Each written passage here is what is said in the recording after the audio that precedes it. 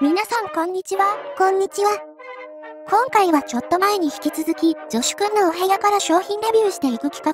商品レビューか。そう、最近買った商品レビューだね。今回というか、いつもこれしかないんだけど、今使っている PC。最近発売された簡易水冷を購入したので、レビューしていこうかな。CPU 冷やすやつやな。内容としては、今使ってる 280mm サイズから 360mm にサイズ変更。設置位置を天板から側面に変えていきます。今挿してるところに付け替えるということか。そう、こっちの側面だね。で、女子くんが頑張って PC 引き出してるんだけど、今着てる白衣が暑すぎて、汗だくゆかりちゃん状態。これいつ撮影したんや。確か6月上旬かな。めちゃ生地暑いんだよね。白衣着て仕事している研究者の人とか、日頃ダーしてるんだろうと思いながら作業開始。はい、ということでビッグカメラで購入したんだけど、最初に言わせてほしいことがある。どちらかというと運送業者。某運送業者が運んできたんだけど、ビッグカメラの走行が貫通されてる件。走行やなくて段ボールや。かなりがっつり言ってるんだよね。せめて一言言ってくれればよかったんだけど、今更文句を言ってもしょうがない。76.2mm 佐川砲で被弾した商品を見ていきます。佐川言うな。というか何のカットインや。伝票映ってる。女子くん商品レビュー慣れてないからね。牛糞が届けられる前に気づいてよかった。牛糞って。今回購入したのはこちら。NGXT クラーケンエリート 360RGB。さっき言ってた 360mm サイズの水冷 CPU クーラーやな。初めてこのサイズ買うんだよね。それで注意したいのはこれ、外側のフィルムに代理店のシールが貼ってあって、保証を受ける際にどこに連絡すればいいのかわかるように残しておいた方がいい。これ捨ててまうやつやん。私の場合はタイムリーだけど他にもあるんだよね。あとは、新しい規格の CPU が出た時に、リテンションキットを無料で配布する時があって、代理店知ってないともらえないから注意だね。保証書と一緒に残しておいた方がええな。ちなみにこの簡易水冷の保証期間は驚異の6年。6年。簡易水冷は壊れやすいとかデメリット言われることあるんだけど、基本的にこの期間は壊れないような設計になっていると思うので、特に気にする必要はないですよ。はい、随分前置きが長くなりましたが開封だね。前回のモデルはインターネットからダウンロードしてくださいの説明書だったんだけど、今回はしっかり紙でついてきてる。あれもいろいろ言われることあるな。PC 使えないんだから説明書は絶対に入れないとダメだよね。ちゃんと日本語でも記載されています。今回購入したのは 360mm タイプなので 120mm ファンが3つ。6月上旬時点で個別販売されていない RGB コアという新しいシリーズ。これは保証期間は6年。ファンも6年なんか。スペックとしては LED8 個 0.2A で最大 2.4W。これがさっきも出てきたリテンションキット。CPU と水冷ヘッド部分を固定するパーツなんだけど、インテルなど規格が変わった時に代理店から無料配布されることがあります。左が水冷ヘッドからつなげるケーブル、右がマザーボードの USB に挿す RGB コントローラー。なんかたくさんあるんやな。右はファンを光らせる装置だね。ちなみにこれは単体でも販売されているね。はい、こちらが水冷ヘッドと液体が入ったラジエーター部分。本体やな。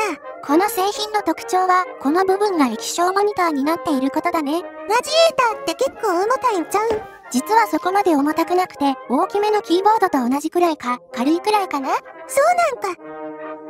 今までついていた 280mm 水冷の取り外しだね。壊れたとかそんな理由なん？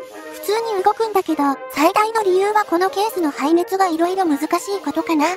画面右側は上なんだけど、この水冷が原因で排熱がうまくできない。内部の熱は上に溜まるんだけど、その熱を水冷が吸って温度も下がりにくいんだよね。そういうことか。いつもゲームの設計とかで数時間ずっと動かしてるからね、いろいろ気になっちゃって。はい、ということで、後ろでは取り外すことができました。ゆるふわ軍事チャンネル。早速ぐちゃぐちゃ。これは PC ケース背面。水冷ヘッドを固定するバックプレートが電源の裏側にあって取り外さないとダメ。CPU ついとるマザーボードの裏側やな。この黒いパーツ。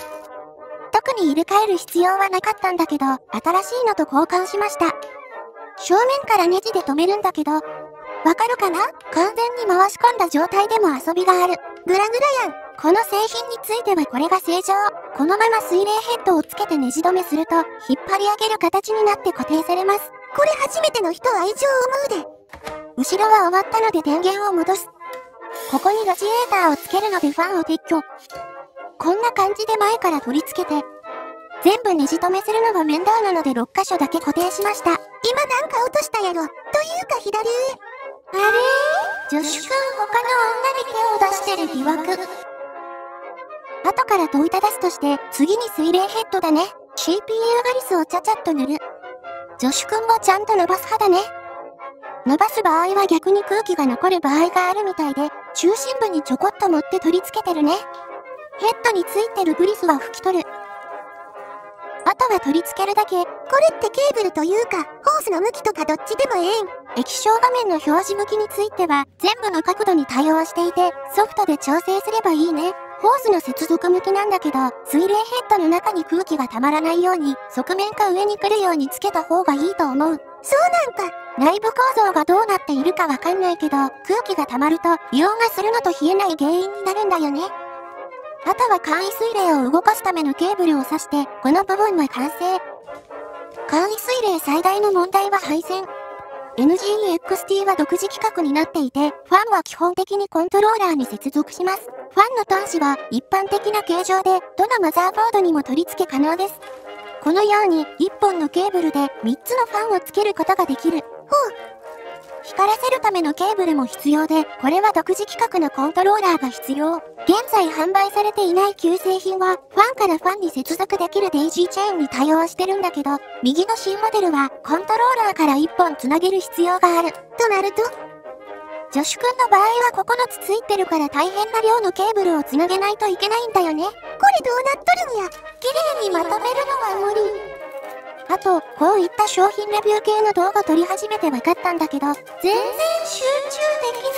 そうなん。録画できてるかとか、撮影の位置はいいかとか、助手くん本体映ってないかとか、気にすることがたくさんあって、レビュー系で壊しちゃう人いると思うんだけど、どうしてか理由分かったね。集中できんからか。もし YouTuber やってみたい人いたら、試しでもいいからやってみた方がいいね。ちなみに助手くん、PC の電源に入れる前に、ちゃんと接続できてるか2回確認してたからね。下手すれば PC ファイヤーしちゃう。それはそれで美味しいやん。はい、なぜか4時間くらい撮影してるんだけど、無事に終了。4時間って、本当に集中できないんだって。このケースも NGXT だね。天板と側面と前がガラスなんか。また主電源付け忘れてた助手くん。前もそれあったな。では行きます。ポイントファイヤー。燃えることに期待する東北すんこ。はい、特に何の面白みもなくついてしまいました。画面が反転してる問題は NGXT の制御ソフトで調整できます。反転した。それでは、この製品の簡単なレビューをしていきましょう。ということで、今回購入した NGXT クラーケンエリート 360RGB。良かった点なんだけど、まず、よく冷えると思うね。詳しいベンチマークは面倒で取ってないんだけど、いつも使ってる PC の省電力設定だと、水温は室温のプラス4度から5度、CPU 温度は室温の10度以内に収まる感じかな。目安として、室温25度で CPU 温度は34度なんだけど、この状態ならファンは動かす必要はないね。騒音も出にくくてええな。これは個人的な好みなんだけど、水冷ヘッドが丸っこくていい。NGXT は独特なデザインのものが多くて、ケースも含めて集めてる感じ。あと制御ソフト、ファン調整とかポンプ調整できるソフトを入れる必要があるんだけど、去年から使っていて、特に大きな問題はないね。機能面は全く問題ない感じか。それで、悪かった点なんだけど、みんな、これいくらすると思う？どのくらいや？約5万2000円。5万？これね、日本で売られてる簡易水冷の中でもトップレベルの値段。例えると、インテルの13世代 CPU13700K がもうちょっとで買えちゃう値段だからね。安価な CPU よりも水冷の方が高いってことなんか。円安も理由なんだけどね。次に、水冷本体の見た目は旧モデルと何も変わっていません。もちろんファンは新モデルになってるんだけど、個人的にはリングの方が好みなんだよね。しかも、ケースファンと水冷ファンの見た目が違っていて、NGEXT の最新ケースでも、どちらかのケースファンを選択しないといけない。しかもこのケースファンも高くて、6価とか揃えようとすると、プラス15,000円ほどかかるからね。なんで水冷だけファン変えてきたんや。あと、液晶の解像度は旧モデルより高くなってるんだけど、離れると差は感じないので、買い替えるほどでもないね。それで、肝心の冷却性能なんだけど、1万円台で売っている水冷と5万円の水冷に差があるのかというと、予想ではほとんどないと思う。あったとしても多分数度違う程度で差を感じるのは難しいと思います。もちろん女子くんはそれを知った上で購入していますよ。てかなんで女子はこれ買ったん？最初にちょこっと言ったけど、水冷の位置を変えたかっただけだね。NGEXT の RGB ファンは独自規格で、これ以外の選択肢がない。買い替えるならファンも全部交換しないとダメなんだよね。そういうことか。個人的には満足していますよ。はい、ということで、お部屋の動画を出すのは3回目なのかな？まあそのくらいやな。実は、一眼カメラ売っちゃって、スマホで撮影してみました。そうなんか。やっぱり画質が上がってるね。4K 等倍で見てみると部屋が暗いとノイズだらけ、一眼とスマホの画質は圧倒的な差がある。これから YouTuber を初めて見ようと思う方は、最初はスマホでいいと思うけど、綺麗に撮ろうと思ったら、必ず一眼、これを買ってくださいね。レンズは一番安価なキットレンズから始めればいいですよ。いろいろ大変なんやな、YouTuber。こういった実写系の撮影して、想像以上に大変なことやってるんだなって分かったね。では、次回の動画でお会いしましょう。またね。またな。